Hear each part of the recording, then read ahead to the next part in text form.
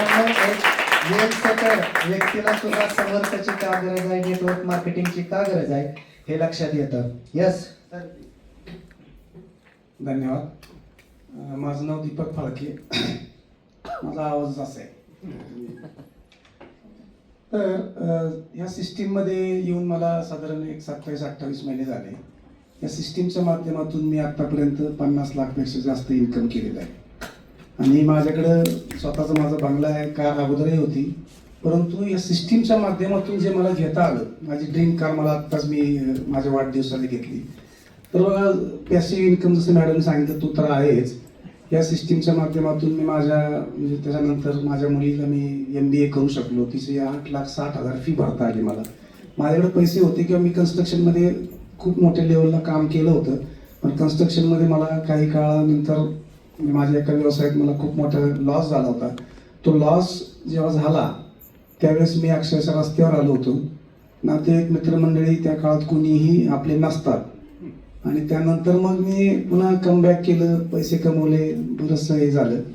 आणि खरं म्हणजे मी सिस्टीममध्ये का काम करतो, ज्यावेळेस माझ्यावर वाईट वेळ आली होती त्यावेळेस कोणीही उभं नव्हतं राहिलं माझ्यासाठी. आणि मग मी प्रोडक्ट युजर होतो. युजरमधनं म्हणजे प्रोडक्ट युजिंग करता करता माझ्या लक्षात आलं, ज्या ज्या लोकांच्याकडे मी जातोय तिथं 2 प्रकारच्या गोष्टी होत्या. एकतर आर्थिक प्रश्नही होते आणि शारीरिक प्रश्नही होते. मी शारीरिक प्रश्नांवर थोडं फोकस कमी केला आणि ज्यांचे आर्थिक प्रश्न आहेत अशा लोकांना फोकस करायचं काम केलं.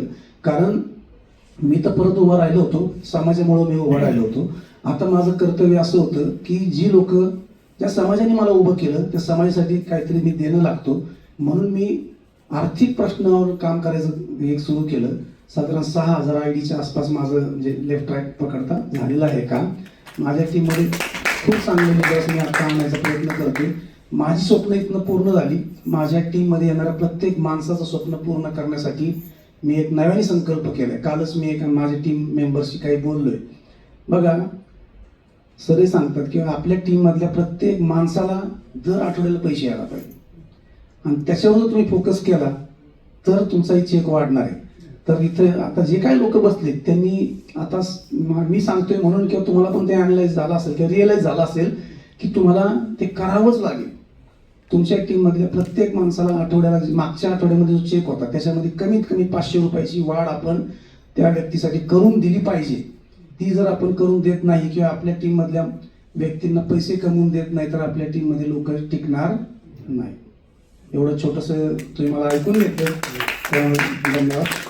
तुम्हाला सगळ्यांना नवीन कामासाठी खूप खूप शुभेच्छा. थँक्यू.